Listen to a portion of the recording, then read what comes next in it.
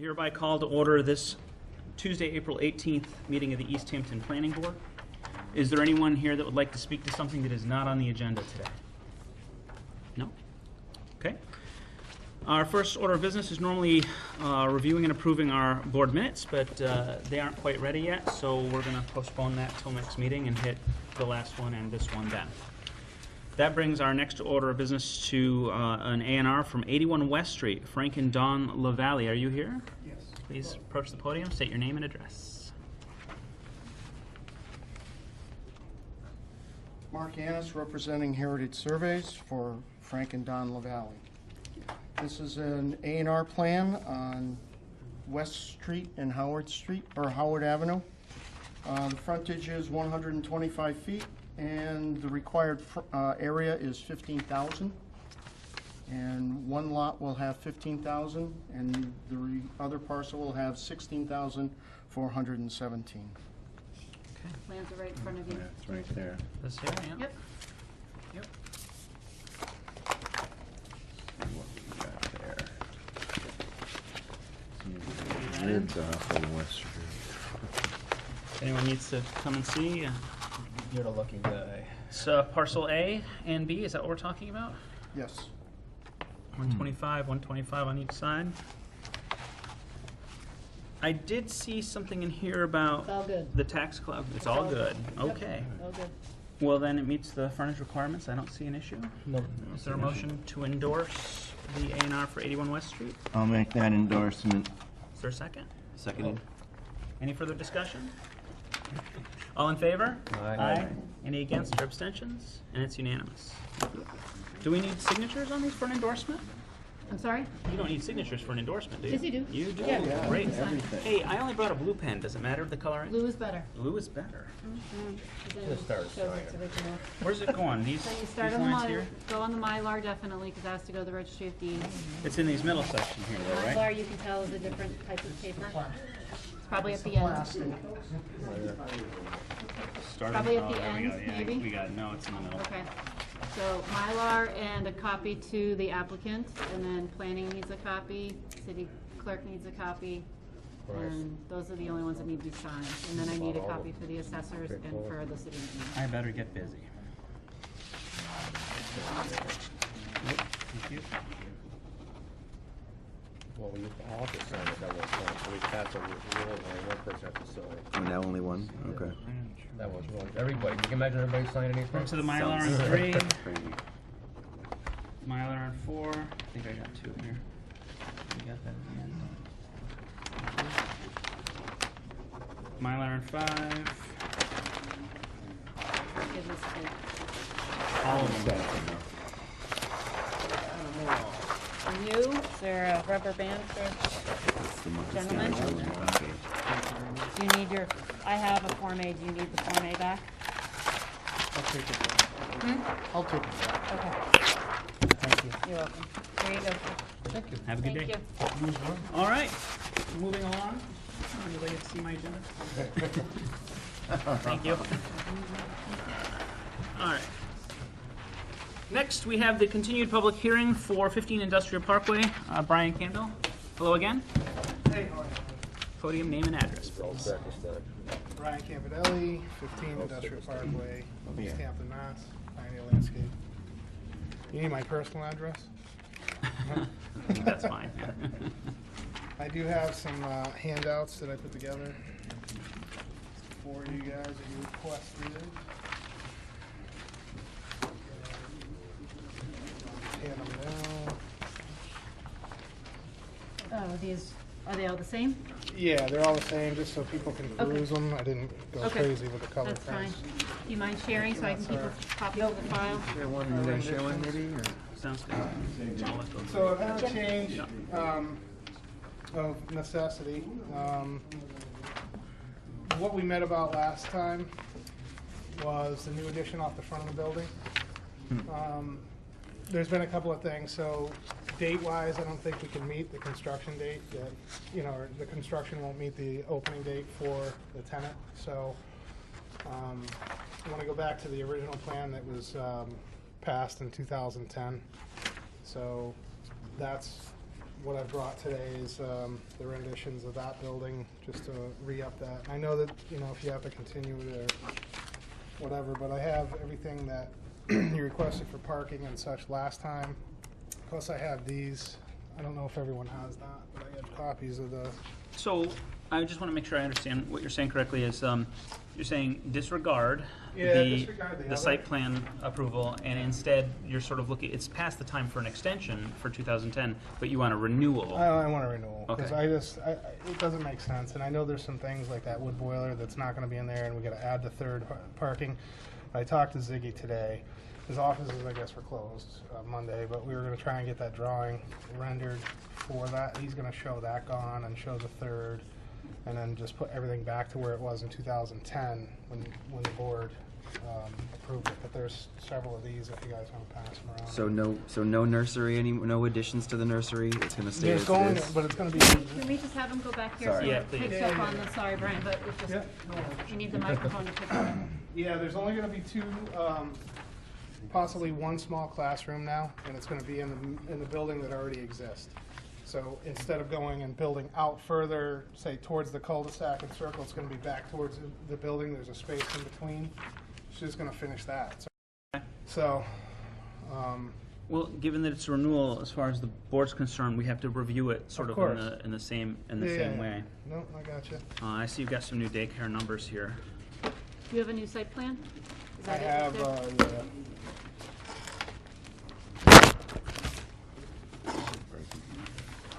I have your old ones too, that I. Well, no. It'll be See, that's brownier what I than just paperwork mentioned. when He you did Yeah. take time to make those. Oh, okay. But he said he's Okay. got the notes, and whatever notes I come back with Okay. today, he'll Okay. make sure that there's, Oh, Those okay, so happen. there's no new site plan that's been submitted yet? no. Okay, so. It's same as last, So we'll, all right. So are we holding until we have We're that? gonna need to continue Yeah. until the site plan is submitted. I figured that, but at least I That's just fine. wanted to. That show explains a everything lot of our that's up. confusion, because we're sort of basing everything we had on the existing site plan, and to pull it away from us, we're kind of like, okay, what are we Yeah, that's- evaluating, looking Yeah, at? do you- Those are, the ones that I just handed you are the site plans from 2010. Okay. So that shows you, What was, so I wasn't here in 2010. What was the scope of that? It was an outbuilding, this proposed office building yep, for 2,200 square feet, and then what's the full building for truck and equipment it was just to parking? keep, rain, snow, just kind of keep everything underneath. And I am gonna address those as well when I turn in the new, Okay, there's not gonna be all of that, because it just doesn't need to happen. so you're Yes. changing than what was submitted in 2010 then? A little Slightly, bit, yeah. Slight revisions, The, right? the main building that we're building, yes, but I'm not gonna do the whole stuff. Okay. So I think that, I mean, it's obvious we're gonna have to continue, but maybe we can just talk very briefly to arm him with any information to make it a streamlined process when he comes back, in case there's anything that we see as an issue in this so far. Any thoughts? Well, Good idea. personally, I see that the 200-foot buffer line, all the work is happening. You know, you have plantings and trees to the east, to the north of the buffer line. I'd want to see that insured as well. I know that from the aerial maps, we were showing that there was some activity back there, some truck parking. And Yeah, some, we moved all that. You have moved all that, okay. So I want to make sure of that in your new plan as well. Yeah. Confirmation of the total square footage for both floors. Well, that, what I just handed you should be accurate. It's It was accurate? the last one that Okay. seemed to have an issue, yeah. And the numbers for childcare stuff, those are sort of the final, that's Those accurate? are what she's projecting, with that, and it might even be less, but I told her we should go for more, Okay. and then if she has only the one class, then we're covered and it's all set. Okay. And I noted you briefly pointed out here quickly, I didn't catch it exactly, but there was a third handicap spot going in. It'll be, right out front next to the other. Okay. So. We you have take this back confirmation since of I a have the wetlands smaller version? permit. I don't have anything else. Does anyone else? So I guess we're going to continue. Do you think you'll have it in 2 weeks? Easily. Is the next meeting in 2 weeks? Hold on. The next meeting will be first Tuesday in May, so that'll be May 2nd. I just have a question, and I don't know the answer, but does ADA require a handicap parking spot over by the proposed office building as well, though? Because I would think the 2 handicap spots that are by the existing building are more than 200 feet away from the proposed office building. Well, there's two different ADA standards. There's the local regs, and then there's the kind of the state. State regs, yeah, I'm familiar with the I state would, regs. I would recommend maybe you check in with the building commissioner will. about that, because I think in the local, it talks about, like being as close to activity as possible. Well, given the use of her part of the building, those two should suffice, because they're not gonna grow so much. What if I just take that one And put it by the new and put it over building. by there, and that covers it? I'll have them draw it there. Will it be and it'll better? That might actually work out for you, Yeah, yeah. all right. But check with the building commissioner first before you finalize. a good it. idea. Or have Ziggy confirm. Yeah, Ziggy knows Yep. whatever he's gonna do. Any other questions? So I'm looking for a motion to continue until May 2nd, the SPA request for 15 Industrial Parkway. So moved. Is there a second? Second. Any discussion? All in favor? Aye. Anyone against or abstentions? No, it's unanimous. Thank you very much. We'll see you on May 2nd. All right, we'll be in touch. All right. All right, moving right along. I think next we have the continued public hearing for the special permit amendment for 30 Fort Hill Road, 1776 Brewing. Please come up, state your name and address at the podium. Too much paper.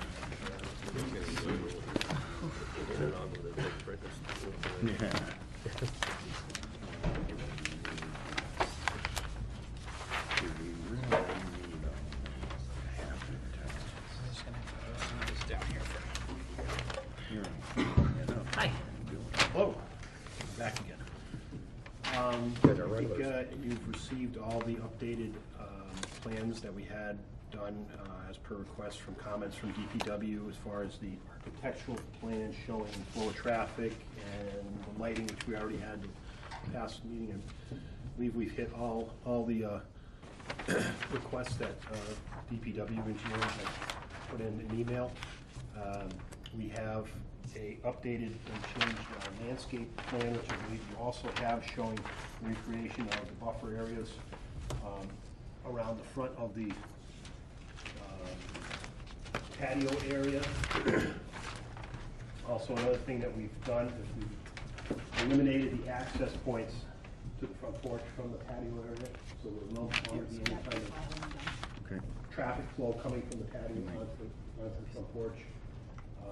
The buffer zone, which is around in the front here, is following the guidelines of 65.1.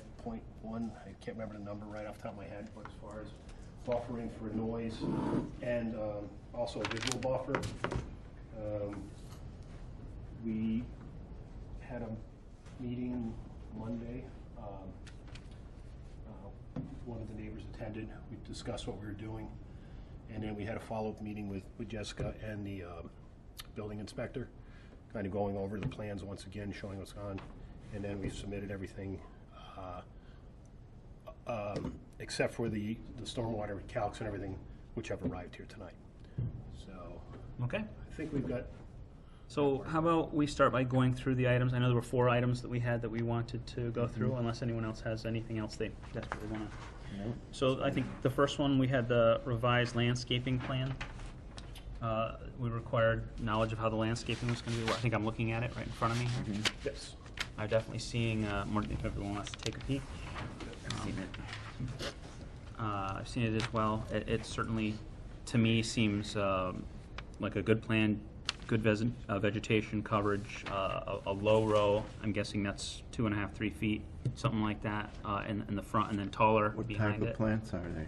I can't pronounce the Japanese fall cypress. Fall cypress or a comparable arborvitae strand. These would be 6 feet minimum. 6 feet when they're minimum. These are 6. when they're planted. Yeah. And they're going to be 3 raised, feet, 3 feet on center. and they're going to be raised a little bit, so they won't be planted. So when they're actually in the ground, they'll be, we understand, according to Luke, they'll be about 7 feet plus, and then we'll grow from there. Yeah. These are larger trees? Yes, Larger the- ornamental trees, signage in the front with types of zebra grass or something which will grow up. These are grasses? Yeah. Okay. And there'll be numerous small other types of plantings. And then the access to the patio from the serving area has been eliminated, so there will only be access to the patio from the inside. And this will only be an exit, this will not be an entrance into the patio. That's an exit. Yes, Okay. this will just be an exit only. Yeah. Excellent. That'll be marked. This, yes, Yeah, it and will it be. will have to be controlled, we doing that for, This side of the patio is, or the front porch rather, is not shown on there, but that we'd had a discussion and we're gonna relocate the plexiglass, put a plexiglass wall Okay. up on that side to help So- buffer the noise of people. On that that would be side sitting- too? Sitting Yes. on the porch.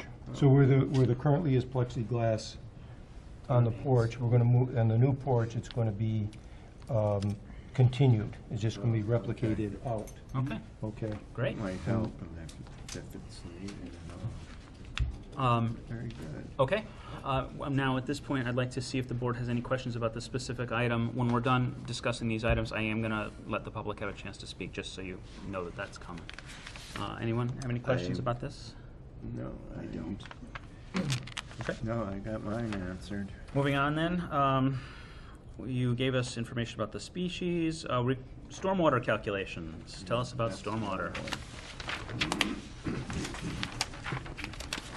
We just had the site survey last week. I have not, what you got, this obviously is not a finished product by any stretch of the imagination, but what it does do with the color coding is to demonstrate the types of areas that we have to deal with. And obviously, the runoff you get from a paved area is gonna be more than the planting area and so forth. I think most of you have a copy of the calcs that demonstrate what's happening here is that the water, which currently, the stormwater flow, which currently remains on site, is discharged, the majority of it is discharged into an exfiltration, a large stone trench. It's actually, it exists 4 feet wide, 3 feet deep. And that takes the stormwater off the large, area. The same system will be used. What I've demonstrated is the volumes of water, since everything on top, where the main site, I'm not talking about the driveway, that still goes on the Fort Hill Road, the same as it did before. But all of the water on the surface of the paved surface will continue to discharge at a 2% grade on the paved surface down into that existing exfiltration stone trench. Most of that, if you look at the calculations, most of that, I've done it not just in cubic feet, but in gallons, because the figures are so small. We usually deal in CFS, cubic feet per second, and flows and so forth. I'm sure you've seen all of this. What we have are such small areas here that I've even converted some of it on your table into gallons, just to demonstrate that we're not dealing with an awful lot of water here. So basically, all of the water on the upland area, let's say, remains. It will be disposed of in the pre-existing exfiltration trench area, and a small amount in the front will go to the, there's a low depression area with a catch basin in it, which basically is a retention basin. There is no discharge from any of that. That's the 4-foot trench drain?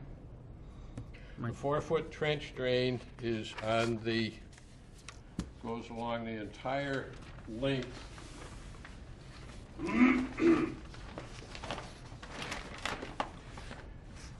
Actually, this is our paved area. The trench drain goes from the beginning of that area, and it continues on way past the paved area, and it takes drainage now from the large, the gravel area out in the back that's essentially not used for anything right now. Okay. But it still has runoff that you gotta deal with.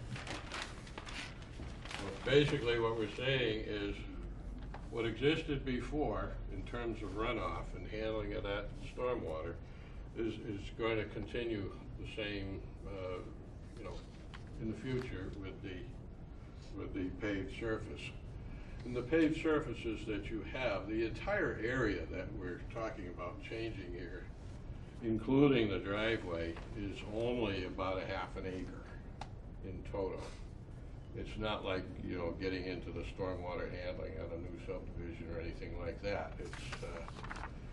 It's a pretty minute situation. We're not gonna lose any water from the top.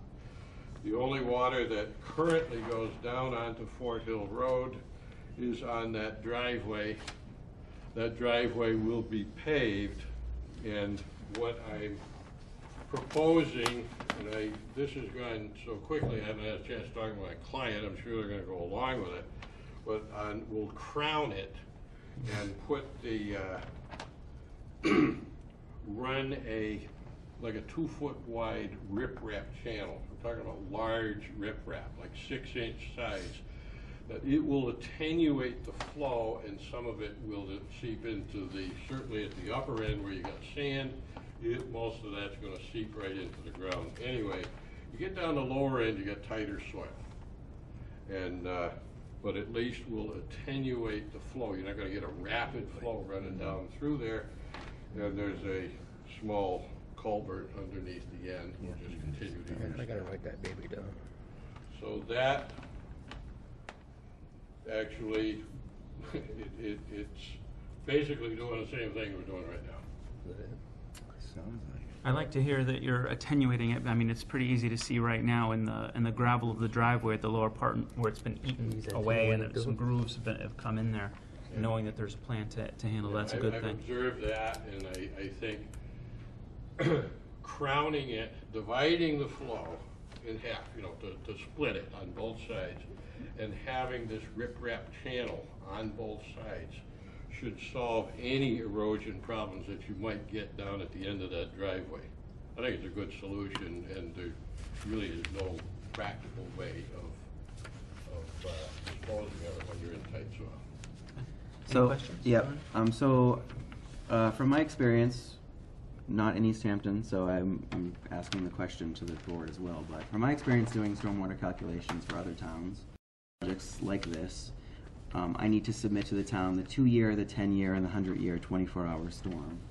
You've given us a 5-year, 10-minute storm, so I'm wondering why you're giving us this calculation. I have, and I can certainly submit the others. Yeah. You know, if you want this information, I'll put it on a sheet for you. and Yeah, put it in. should. The reason for it is, even for the larger storms, the smaller storms will be certainly taken with no difficulty in the exfiltration system. A larger storm, basically what happens, if you get that 100-year storm that can't be handled in that system, the parking lot itself acts as a stormwater retention, detention basin. It backs up, you end up with a couple of inches of water. You know, if it happens once a year, it's not gonna bother you an awful lot. Right, so, but that's understandable. Once every 100 years. It's, well, yeah. But I mean, the regs clearly say we want to, what I'm looking for Okay, from if you're is, looking for that is for your- show me what you had for 2-year before this was done, before this gets constructed, and then show me after, so I can see that there's no increased runoff. Show me the same thing for the 10, and then for the 100, obviously everyone knows that for 100-year storm, there's going to be runoff off the site, probably pre and post. So what I'm looking for is how much was, and before it get constructed, how much runoff is going off the site, and then post, how much is going off the site, so we can see there's no additional stormwater coming off the site for post-construction. Actually, the way this is designed, this large parking area, you will not see water leave the site. It will, as I say, it will back up, you know, Yeah. onto the paved area, but it will not flow. The topography is not such that it will flow down onto Fort Hill Road. Yep, I actually tend to agree with you. I just need to see the calculations so I can go through them and check them from you. Okay. I just didn't, actually, Are I you haven't had a lot of time to play with this right now, so. suggesting I've given you what I consider to be a practical. okay, It just doesn't meet mass. you're not comfortable with it the way it is? I mean, I I mean, understand, it's and a frankly, I 5-year tend to agree. You know, I like to see it ready to go so I can stamp my approval on it. the 5-year gives us some information. I know you want the 2 and the 10 as well. That's what you're asking. 210 and 100. Yeah, I mean that's the And that, state regs require that. I mean, are you suggesting then another continuance, or are you suggesting that it be a condition, or how are you? How do you see this? Have we done conditions before that it's a conditional approval based on approval Generally, of the stormwater I mean, we calculations? try to avoid them as much as possible. Yeah, I mean, We would do a continuance. I would think a Go continuance to your is the- criteria for approval. Under the special, you all have your zoning books, right? I'm right in front of me. On me? I mean, Yes. we've seen it both ways. Section 12.7.9 is your criteria for approval, and stormwater is one of those criteria. Yeah. So, But it's not like we haven't received anything. Well, we've seen a data point for sure, but it doesn't meet the state regs. So I want to see the Right. the 2, 10, and 100-year storm calculations to make sure the pre and post conditions haven't changed. I don't see that yet. So, and I mean, I think this is a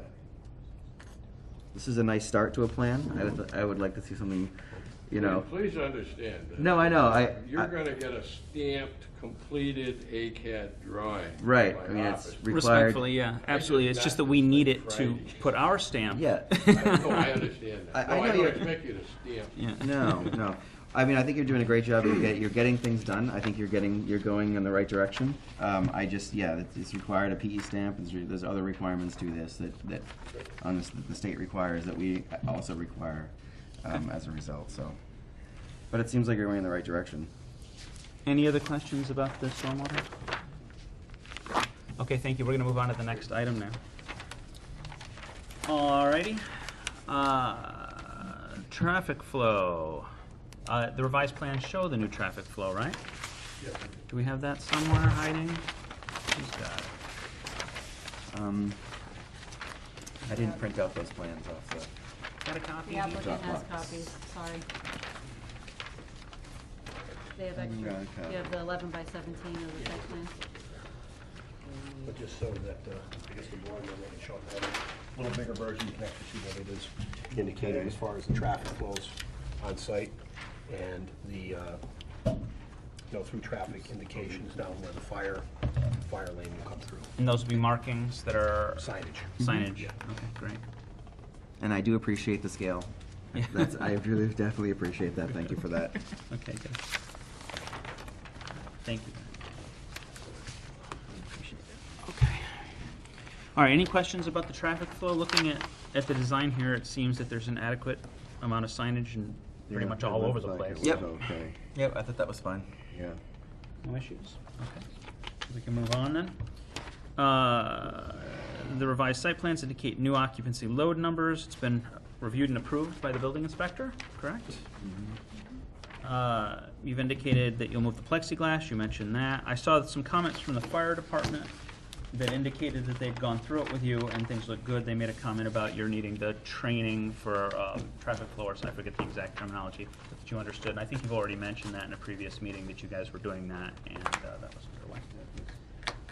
Did I miss anything? Anyone recall from the main items? I think that's everything. That's about it.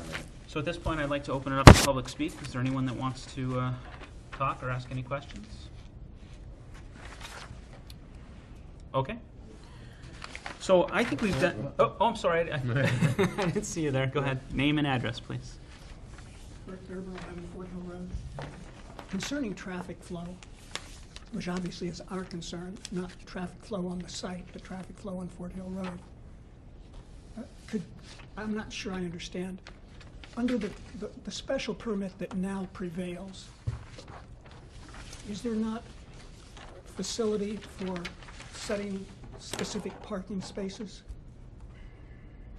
I'm not, please re-ask the question so I understand what you're Okay. asking. Under the special permit that is currently in existence, one of the requirements was to in fact mark parking spaces. Was that not true On the paved area. Yes. on the paved areas? Paved area. And what's the purpose of marking parking spaces? Purpose is- Maintain, Yeah, sorry, go go ahead. ahead. No, All right, I was going to say maintain the appropriate number of spaces, avoid problems with overlap. What if more people show up than there are parking spaces? They park in the back. They have the overflow, yeah. Then they can park wherever? over in the back. That's Yeah, correct. in there on the property. So the Right. purpose of marking parking spaces is not to control the number of cars that actually enter the site. It's more safety related. I'm certainly no expert on, on parking lots, but if I had to make a guess, I'd say it's safety related. Right. The way the city code or regulations work is that there's an actual calculation that the applicant goes through to determine the number of parking spaces required for that structure, and the applicant has provided the appropriate amount of space, handicap spaces as well, in the paved area. So if there's more, then that's what the overflow parking in the back is for. And would the fire lane be overflow parking? No, No. Absolutely not. no. Well, this That would past be, weekend it that was. should be clearly marked that no parking, it's a fire lane. Well, this past weekend it was. That is, there were cars parked in the fire lane. So if that happens, what's the resident's? Police department? Call the police. That's not a planning board issue. You That's- can, No, we don't do enforcement. Police department, documentation from police department, and then that would go to zoning enforcement officer to follow up. Yeah. But if there's signage there and it's being enforced by the applicant, then there shouldn't be any parking in the fire lane. And they're proposing to put signage there and mark it as fire lane. Is it marked as fire lane now? No. Will it be? Obviously, our concern has all along been that what started out as a project that we thought was quite suitable continues to expand. And every time we go for a new special permit, it is so that it can expand further. Moreover, at times, it expands further before perhaps it even has the permission to do so. Or, I don't think parking in the fire lane is ever a good idea. And this is what happens. We have, we think, a pattern of pushing for more and sometimes pushing beyond what is in fact acceptable at the time. That simply exacerbates our concerns about what's going on here. And the problem in getting the city, planning board, police, whoever, to in fact make the sort of conditions or the sort of arrangements that protect the people living on Fort Hill Road as well as the patrons coming to the brewery. And this past weekend appeared to us to be an example of where, once again, it was beyond the boundaries. Thank you. I think it's good that he brings this up, and it's good that there's going to be a modification to make certain that it's marked in the future. It seems like a simple solution to me. Yeah, I mean, I understand the residents' concerns, but I mean, from my point of view as a planning board member, the application that was brought to us is still the same application that today. So it hasn't changed for us. If it's changed in meetings with the residents that we were not at, that's really not anything we can speak on. So, I mean, the application is the same as it has been since they came to us a month ago. They've responded to several of our concerns. I think if there's any additional things, like people parking in the fire lane, that's something that's between the residents and the Fort Hill Brewery and the police. I mean, it's not really anything we can enforce. They've met our requirements for marking out a fire lane, for the parking. They're for all of the other requirements that we've asked for that meet our jurisdiction. Normally, please, yes, if you want to speak, go ahead. Yeah, my name is Tom Miranda, attorney for Fort Hill Brewery. Just a couple of things. I know that we've tried to address many of the concerns. I understand Mr. Swanson's constraints in terms of when he was able to get the plan from the surveyor. We did reach out to the neighbors with regard to the sound issue that was brought up and invited them to view the plantings and what we were proposing over there, the change in the flow of people so that they could only access the patio from the inside, etc. We have attempted to address everything that we could. The one thing that I see may be lacking at this point is the stormwater calculations for the various levels of potential storms. And what I am asking is if you would consider, as opposed to continuance on this, is to make a decision on the application, but with the condition that no building permit be issued until the stormwater calcs are actually submitted and reviewed either by the board or by the engineer. We wouldn't have a secondary review process. That's the problem. I mean, we could put such a condition in, but the problem is there would be whatever numbers they are. We would have no input in them at that point if we didn't like what we saw, and that's problematic. I mean, I'll be honest. I think we're there. I'd like, from what I've seen, I'd like to call a vote and move forward. But the reality is that due diligence, the rules by which we're here as civilian members of this board, require us to have the information. If I don't do that, I'm not doing my job. Yeah. And that's my bottom line. I have to do my job. Oh, thank you. Just ask that you would consider it. Yeah, thank you. Yeah, I agree. I mean, just from my own experience, if it was any other town and I was going before any other town with this level, I would not get an approval on the project that I was working on. And I think that we, as East Hampton, should be held accountable to the same quality standards that other towns require their applicants. It's very unfortunate that this has gone on a bit, and I think that the problem that's tripping things up is we don't want to slow down an applicant that's got a potential project for the city.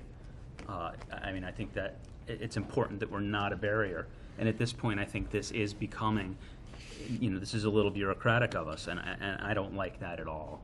I think looking at this, it looks to me like it's there just with the 5-year. Where are you? There you are. It's just that what if it isn't this? And it's that little piece in there that makes me, that'll keep me from sleeping at night. And I just can't have that. Yeah. Anyone else have any thoughts on this? Any disagreements on that point? I agree. Kind of hoping for a disagreement. No, I mean there is a pretty substantial change between a 5 and a 10-year storm, so I do want to see those calcs. Yep. All right. Any other comments from anyone? All right. At this point, I think we're looking for a motion to continue to May 2nd. Do you think you'd be able to have the plans for May 2nd completed? Yes, the difficulty was I was trying to get too much done in a very short period of time. I just haven't had the definitive plans long enough to do what I normally would do. I don't like to appear before any board without a final finished product, but I felt in this case at least I could give you a general consensus of what's happening. But I understand where you're coming from, and I'll certainly get it finished up for you. I don't like it. Thank you. Yeah. All right. So is there a motion to continue to May 2nd the special permit amendment for 34 Hill Road, 1776 Brewery? So moved. Second? Second. Any discussion? All in favor? Aye. Any against or abstentions? Thank you. Thank you.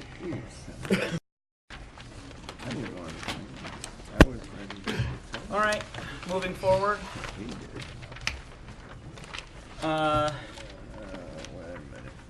Recreational marijuana. We have the discussion for zoning on recreational marijuana. Is anyone here to speak to that? No one want to talk about it? I've actually been contacted by several people, 3 that wanted to make it here tonight, all of whom texted me saying that things came up, that they couldn't be here. One of them, their sports team they coach went on and they can't get out. Another, I don't know what's Yada, going yada, on. yada. So, Anyway. so my hope is that we can, I'd like to see this continued, because I know that there are some people that want to talk on the issue. Sure. Can I give you just I went to the ordinance subcommittee meeting last week when we talked about this a little bit. And I can tell you that from at least one member of the ordinance subcommittee was interested in seeing the planning board move forward on regs before anything came out from the state level, so that we were ready to go without knowing sort of what the state level was. So that was their recommendation. Another member wanted to see a moratorium. So I think that there is a split in the community about where to go with this. I'm sorry, I missed it. Which board was that? Ordinance, Ord- City Council, ordinance subcommittee meeting subcommittee. last week. Yeah, okay. Yeah. There's a definite split. So what would the general scope, just from my knowledge of what that might look like? The moratorium or the, Of what is being asked of us as a planning board to consider? The location of recreational marijuana facilities? so I think that I mean, it's hard to put performance standards in place without knowing what the state's performance standards are. That's what makes it difficult. You know, if they've got very specific regulations regarding distance from schools or Yeah. locations in the community, none of that's come out yet. So we don't know what we're working with. I think what we can start to discuss is where does it make sense to have this type of use within the community? Is it something that's only in the industrial zones? Is it something that's okay for downtown business? I think we heard from some of the members of the public that said it's not okay for downtown in their opinion. So that's about, I think, as far as we can get in terms of Yeah. locations. Now, we could modify the table of uses and we could put it in there and we could create a definition for what it is without having any state regs to reference. But when it comes to the performance standards, you know, we wouldn't have any in place, or, you know, we just default to what the state regs are, but without knowing what those are, do we want to do that as a community? And of course, when the state regs do come out, they supersede anything we may have where it's in confliction. It depends, yeah. Where it's I in mean, confliction. with the medical, we modified distance from schools because we knew that the mills would be a primary location for the growing Yeah. aspect of this. And, you know, what do you do with a multi-level, multi-tenant building? And so we crafted it in such a way that it wouldn't prohibit it. And I think we actually shortened the distance Okay. from schools. And so this recreational marijuana is for the sale of it, not necessarily the use of it, not everyone hanging out and. Well, it's broad. I mean, Well, it that's depends the on what thing. we want to Is it do. also- It's totally Yeah. broad, and Yeah. it, you know, it could incorporate some of these accessory uses that kind of came up at the last public meeting. You know, is it somebody having a private club where, you know, like Yeah. a smoking club? Yeah. Is it, it's not just the retail and it's not just the growing, but Okay. all of those sort of accessory things too Cooking. that we haven't, Yeah. like, we're not thinking of yet, the cooking aspect of it.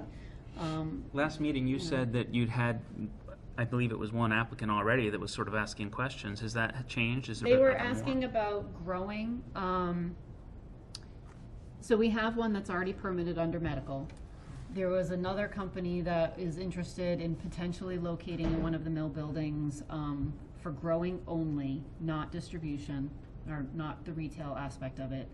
They were looking initially under recreation. I told them since we don't have recreation in place at this point, that they would have to go under the medical licensing procedures locally and at the state level.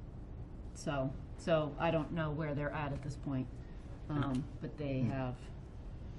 Also, just by way of reminder, at the last meeting, you mentioned that the regs weren't mandated until, was it April or March of next year, I think? So the deadline for the Cannabis Control Commission to adopt initial regulations is March 15th, 2018. The eyes. Eligible applicants will be able to, only businesses with medical marijuana experience are eligible for a limited number of licenses on April 1st, 2018. So there's like this 2-week window where if you're a medical facility and you want to go recreational, you can apply for these licenses. It's a little And advanced. it says it'll be staged over the course of the ensuing 2 years. And then, on July 1st, 2018, they have to have their final regulations in place. The CCC hasn't even been created yet, and there's even debate on how it's going to be. There was an article in the Boston Globe a couple weeks ago that there is a petition to take it out of the Department of Treasury. I think I sent it to the board. There was a It link. did. The link didn't work for me. Oh, but it didn't I tried, work. yeah. So, read it. so there's there's this thought that a 3-person CCC has too much political control because it's being appointed by one individual who is an elected official. Yeah.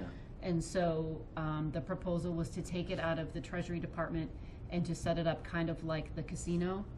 And so there's appointed people from different entities. There's one from the governor, there's one from the treasury, so it's not so politically loaded. There was this concern that it would be a very political appointed. But that's contentious as well. I know there's a lot of discussion about, that happening, and so it's not set one way or the other. And the Treasury Department has apparently spent an enormous amount of time and staff time doing research and trying to figure out how to set this up. They say they're ready to go. Getting funding for the software.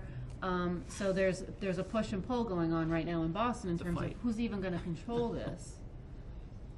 And they have to figure this all out by basically March 15 of, in a year. Next year, yeah. By next year, they have to have all of this in place, and they don't even know what department is Yeah, it's crazy. overseeing this yet. So I definitely think that, this is my opinion, that there's more voices to be heard on this before we take any kind of Yeah, action, I would if agree. we do take any action. I mean, that's just my take. I think we need to give it a little more time. I think the ordinance subcommittee may come forward with an opinion, I don't know. But I feel like, in order for us to have a good discussion, we know that 63.5% of the population here in East Hampton voted in favor of it. We know that the people that bother to show up to these meetings, the vast majority of them spoke against, in general, maybe not against, but additional security is above and beyond the pale of the original legislation. And I just want to give a little bit more time to let this percolate and see where the chips fall on it before we do anything. That's my take. Maybe you guys have a different opinion. No, I agree. I mean, if we're not going to see it happening for another year in our town, we have time to see what's going to happen in our country, in our state. Yeah, I mean, that's a good point, Chris, is that, Trump is in Attorney General Sessions are looking to crack down on all state control of marijuana. So if the feds come in and just start shutting everybody down, where are we at? Yeah, exactly. I mean, there's a lot of unknowns. Well, let's hope the public gets more involved in future. Yeah, and once everyone sees how much money it makes, Yeah. after a couple of years, it's gonna just happen probably. There's gonna be Once millions you follow upon, money, it's gonna happen. there's gonna be millions upon billions Yeah. of tax money Of coming industry, out of yeah, that. and tax money. Right now, we're looking at potentially 2% local, but they're talking about that too. That even that number's at issue in one of the bills. That's, The number that was passed by the legislation is extremely low compared to other states that have passed this.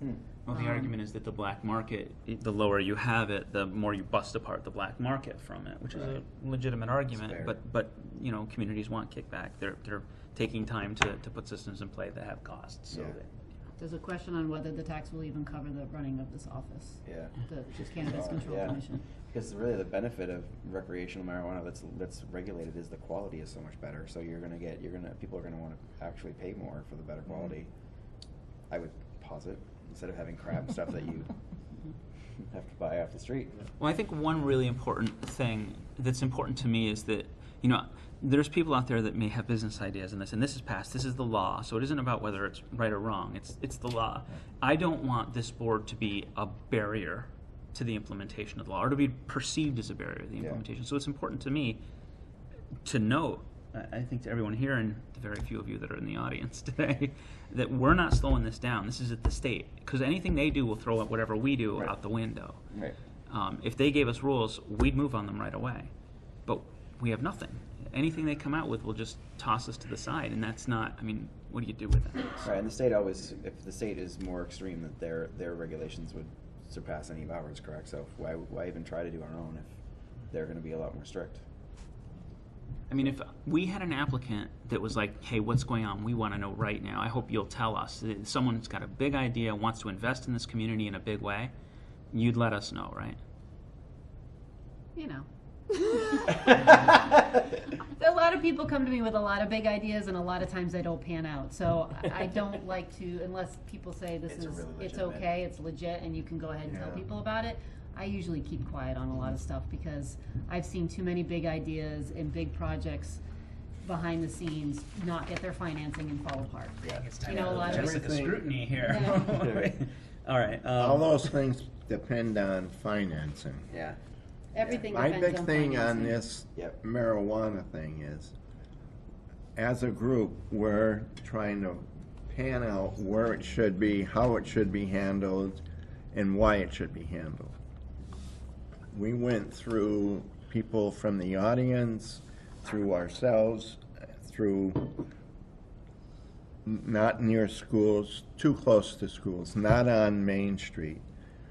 We have to come down with a legitimate plan, not to who's going to sell it, when it's going to be sold, is where we're going to put them. We Right. already had 6 different areas that we'd thrown out that we don't want marijuana sold there. Right now, we have Whether 200 it's feet for of schools. recreational or for medical use. It's too close to a school. It's not in my neighborhood. You know, we gotta say, this is where it's gonna be. And whether you like it or not, it's far enough away from schools, it's not in any hazardous area. And let's just say, pick, Yeah. how many spots do we need? How many, Right, and then you can do that before the regs come out. I mean, you can have a thoughtful process and discussion about where does this make sense in the community? right? Where do we wanna have this? Where is it okay?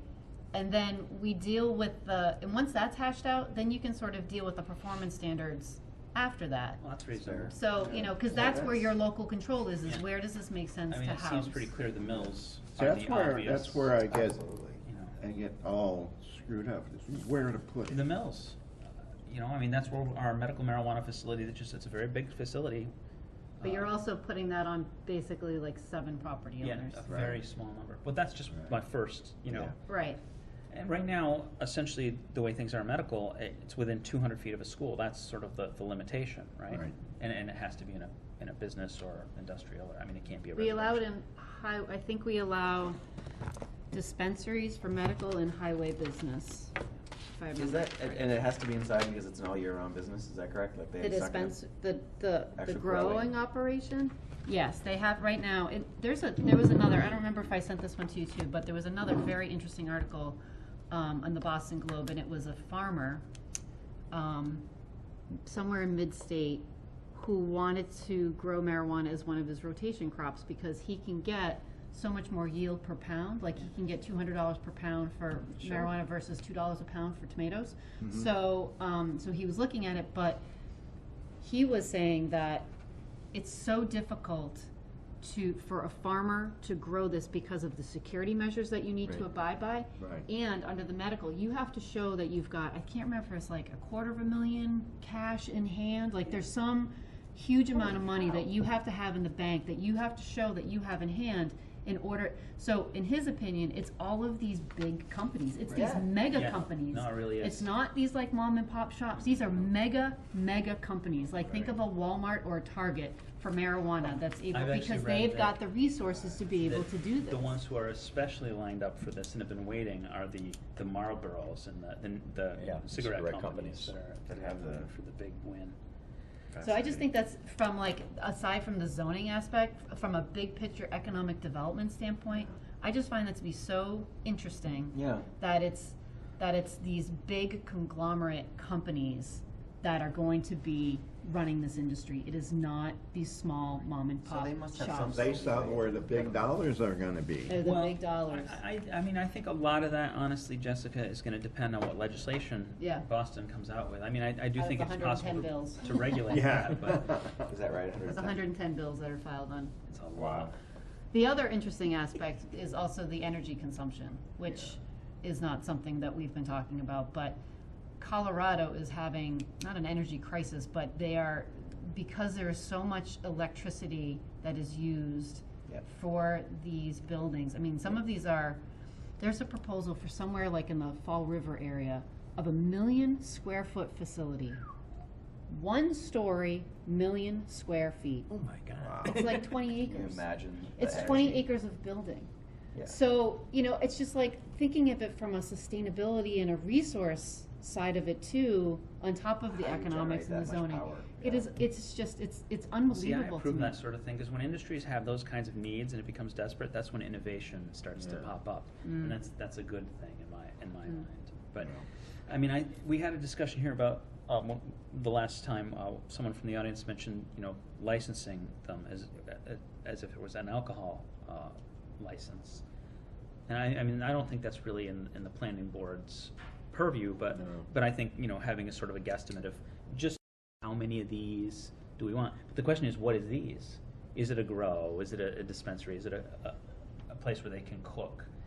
You know, I mean, if I had to just kind of throw out like Is it a hookah bar? what my vision is right now, like what I'd like to see in East Hampton, given that this is law, would be Oh, yeah. Dream on. the Mills, a location for, you know, larger grows. I think that other locations in business within the range of schools are okay places for people to have storefronts that are distribution. I think the 500 feet is too aggressive. I think 200 is fine. We don't regulate signage. This is just my opinion, but I, you know, would always question any applicant if we had that right to make sure that they're keeping it away. I think it is appropriate to keep that stuff concealed and not force that on people. And I think that when we get to that point, East Hampton is the right place for the community to have a place where people can consume. Those are my opinions. So you want to continue this discussion, or what do you want to do Looks next? like we're going to. Is there anyone in the audience? I see you've lingered here. Do you want to speak on this issue? I mean, honestly, Come to the podium, state your name and address, please. Goodbye, anonymity. I think you're talking about marijuana dispensaries. Yeah. Yes. I came here for the school department, or obviously this is the school department, but for the whole protests with the walking out of school. Different. It's not us. Different committee. It's not us. Not us. We're the planning board. We're not the school committee.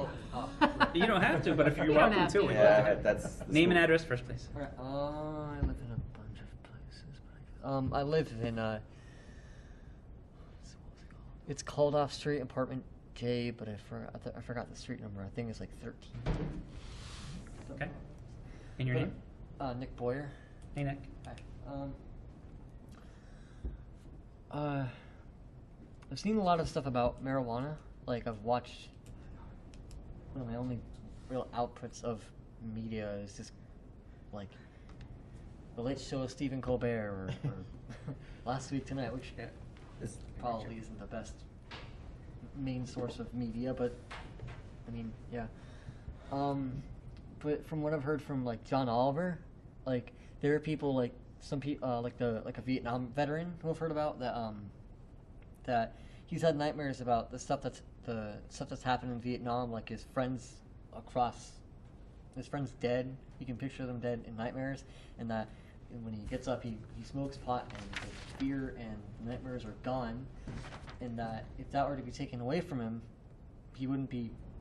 He'd have to just sit there and live with his nightmares and live with the fear that he has when he was in Vietnam. So it's obviously very important, and it's depressing that they don't see that this is helping people like Jeff Sessions and other opposers of marijuana. Yeah. Thank you. I agree. Good point. You just gave All us right. a good Well point said. why we should Anyone have. else want to speak on marijuana? Just walked in. Go ahead. Now, aren't you, you'll state your name and address first. Mr. Durfee. And I have a question for you. Salem Derby, 15 Westview Terrace. Are you the head of the subcommittee, the Ordinance? ordinance subcommittee? Yes, I am. And did I get a report? that Yes, The ordinance subcommittee had one that was in favor of moratorium, one that wanted. One that wants to move forward with regulations regulations before in. the local stuff comes out, yes. So that's what I kind of got up here to say is, you know, I'm things are in flux, as you know. But I also, just because things are in flux, I'm not scared. And I think that at least my committee would like to, you know, explore what we think are reasonable guidelines for what we think is appropriate for East Hampton. I don't necessarily feel like I need to wait to start thinking about that. And that way, as we come closer to things being in less flux, I'm hoping that we'll have a more coherent plan and maybe have a jump on potential opportunities that could happen in East Hampton, where other people will be stuck in their moratorium. So I just wanted to say that. And I also wanted to say, I mean, I think Jessica kind of enlightened me a little bit the other day. In the city of East Hampton, this particular initiative passed with what I would consider to be a mandate. And it's one precinct where it was under 60% in favor. It was still 51% in favor. And that was only one precinct. Every other precinct was over 60%. So, you know, I think that, to me, as an elected official, states something that I think is worth listening to. And I do realize that there is a lot of fear. You know, people still are stuck in the era of reefer madness. And I think what I would say is I would love to see that fear tempered with facts, with information. And really, what are the things that our children in East Hampton are truly at risk of? Because there are quite a few. And I'm not saying that cannabis isn't one of those things, but I think that there are a lot of people that want to look at this with some inequity. And I would say, for the members of the board, if you haven't already, please research the origin of the prohibition of cannabis. Please understand what it's rooted in, because it's racism, number one, and it's corporate greed, number two. So, you know, if and I'm hoping maybe if, you know, other people are interested, that's something that they can research. And then I'd also say, you know, research what the impact is, you know, as far as the, you know, the real numbers when it comes to addiction. For example, you know, opioid addiction is something that we're facing at an epidemic level in our communities. And it's dangerous. We're losing people every day. And so I just want to, and what I want to do is, you know, come to the table with sound information. You cannot equate cannabis and opioids. They might be Schedule I drugs together, or maybe I think opioids are even Schedule II. So a lot of people think cannabis is much more dangerous. But I would say look at the facts. Look at who's being affected in our communities. And I want to, because my goal as the ordinance chair is to come at this with equity. Say, you know, should we be treating this any differently than someone else who is opening, you know, an establishment that sells alcohol? Should we be regulating this more so than we do for a place that sells cigarettes, which, in my humble opinion, are extremely dangerous and extremely addictive? You know, so I think that that's kind of the way I am going to approach this and together on this, and find something that works for our constituents and makes people feel safe, but also is moving in the right direction. So, thank you. Thank you very much, Salem. Yep. Well said. Well spoken, sir. I just want to, anyone else want to speak? I wondered if we can, you know, you got a sense, I think, at his committee, or he did, as to who, you know, where people stood. I clearly am in favor of creating an environment where people can move forward with having businesses doing this. I think it's appropriate. I just want to kind of get a bit of temperament there. Where do you stand, Jim?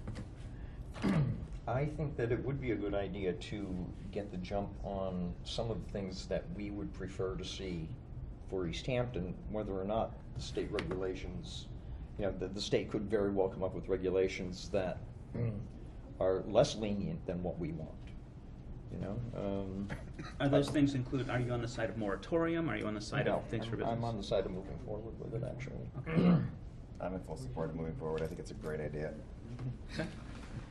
If I could participate in it, I would, but I can't. Okay. How you feel?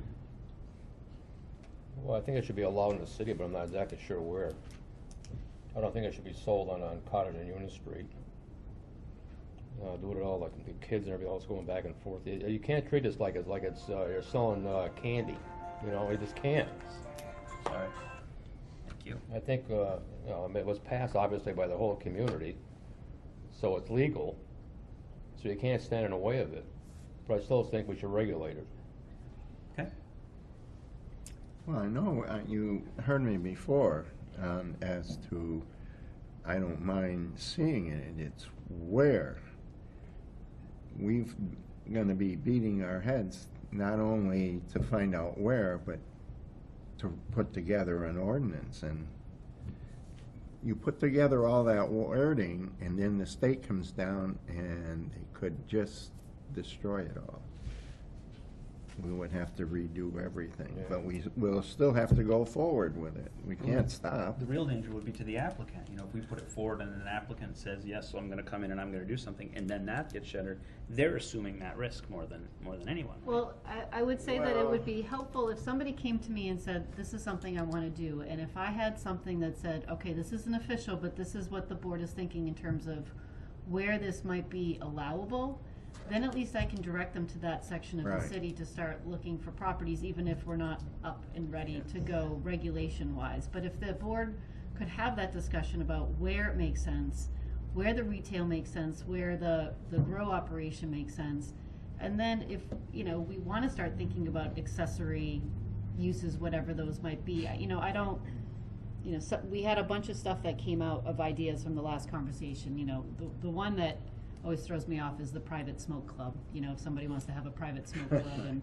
you know, again, I don't think that's anything. I would probably categorize it under private club like anything else, and I don't think the use really matters of what's happening in that private club. But you know, I think those are the conversations we kind of need to have. Is if somebody wanted to do X, is it already covered in what I just covered under some other section of the table of uses, or is this something that's going to need its own? I would love to take the zoning and blow up certain sections of it anyway, and blow up the table of uses. I mean, really, Jamie and I have had some conversations about if we had the time, we would take all of the standards for, you know, R5 and put them in one chapter. We would put everything related to R10 in one chapter. We would put everything related to R15 and do that for every zoning district so that we're not constantly flipping back and forth looking for what makes sense. That ultimately, I think that's where we would like to move the zoning forward, and taking out most of these table of uses and just having a retail category. And it doesn't matter how you're selling, it's retail, you know, and that's where I think that I'd like to go with the zoning on a big picture. And, you know, how do we think about how marijuana fits into that? Maybe it doesn't matter. Maybe the accessory uses don't matter as much. I don't know. But I think that if the board wanted to, if you want to continue this conversation and then at that next conversation talk about where it makes sense and get that sort of in place, because then that could help me if people come into my office and I can start directing them into certain locations, even though it's not official. Do you know what I mean? Yeah. So our next conversation. Go ahead, will be- Harry. Oh yeah, sorry. You know, if you're going through the medical marijuana with the security and everything else, I just can't imagine somebody making a storefront secure enough to be selling that stuff. You know, I mean, I don't know what they're gonna come down, what Fox is gonna do, you know, is gonna tell you what they have to do, but after seeing what they're going through, Yeah. how can you have some pop, you know? Puff and Puff? It's you a know, great, it's a some great little name. store over on Union and Main Street. It's a great name I gotta for remember that Puff and name. stuff. Puff and Puff, Puff yeah. and stuff? I mean, you know, I mean, I'm not sure one's gonna be compared to the other, but Right, after no, seeing what they went through. I agree, Harry. I mean, it's gonna be interesting to see how, I mean, the DPH regs are this thick for medical marijuana. There's a whole chapter on security, what they have to do. Yeah. Will those regs be exactly the same for recreational? And then is there an equity issue? All of a sudden, is it easier for somebody to just get a recreational up and running? Does that make the medical not as competitive? I mean, if there's, you know, it's a lot of Wouldn't it be questions. interesting if recreational had the effect of lessening the black market and the crime associated with it, and the need was diminished? In other words, security became less of an issue Right. because the value is dropped. I still think, Harry, you should open a place called Huff and Puff. All right, we go to that establishment. Well, we've come further with this than we have in the past, and Right. that makes me very happy. So next So do you meeting. want to continue it? Yeah, I'd like to. Yes. I'd like to continue this to next meeting, and if we could all come to the table with some ideas of where, besides the obvious mill districts, I think we all agree on, we'd Yeah. want to see this put. So Do we what have do a you- motion to continue? To I'll make a when? motion, we Should we do it continue. Wait, we need a date to, like, can Just for me, next meeting. you want to Keep- do it I on wanna the keep the second? momentum. Keep On the putting all of them second. in. Keep the Okay. momentum. Yeah, keep it on there. On the You'll second. never get it. Do we have a Did motion? someone move? Yeah, I did. I'll second. All in favor? Aye.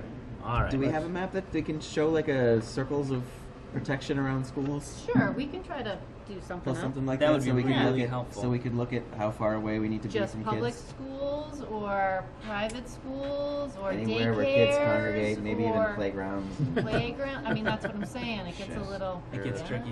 It's I mean, tricky. Maybe, But we can. maybe we can have them color coded. You know, public schools, private schools, playground. We'll When it figure. I'll try to says figure it schools, out. what That will is a great that idea, mean? and thank you very much for suggesting that. That'll make our jobs a lot easier. All right. That's a good thing. Doesn't Yeah. Okay, we have one more item that we need to move forward on, but it's very Alright, fast. one more item. Amendment to Planning Board rules and regulations. Okay, so this was the language regarding the Consultant review fees. Yep, the 53G, the outside consultant. So the city solicitor looked at it, and he had no issues. He approved of the language, so it's just a matter of voting that in. And then I think Jesse at the last meeting had mentioned another change. Oh, it was under the meetings, under Rule 5. The meeting dates, it says second and fourth Tuesdays, but we're now meeting at the first and third. Right. And I would change City Hall to Municipal Building. Yep. Okay. Yep, and there was another thing, number 11 or something, so to change number 11 to 12 or something Yeah, I like was gonna that, so change, make this 15 and then move Yeah, 15 to that's 16. Thanks. Ultimately, we should probably make amendments and revisions as number 1. That way, it's never has to be, because I feel like it's like the last thing. It always gets Yeah, I bumped. agree. Yeah, But we could just make it 1 Yeah, and then let's do bump that. everything down. Let's do Okay. that. Okay. sounds good. Good.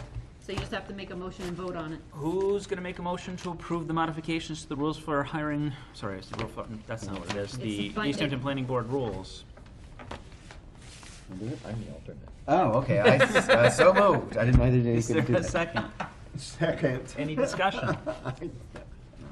Harry, I sense the need for discussion. No. No? Okay. All in favor? Aye. All right, and that's the end of business. Do you have any announcements you want to make? Nope, I think we're good. Then I need a motion to adjourn. So moved. Second? Anyone? I'll second. I'm giving that one to Harry. Harry will second. All in favor? Aye. Thank you very much. I'll go hit the camera.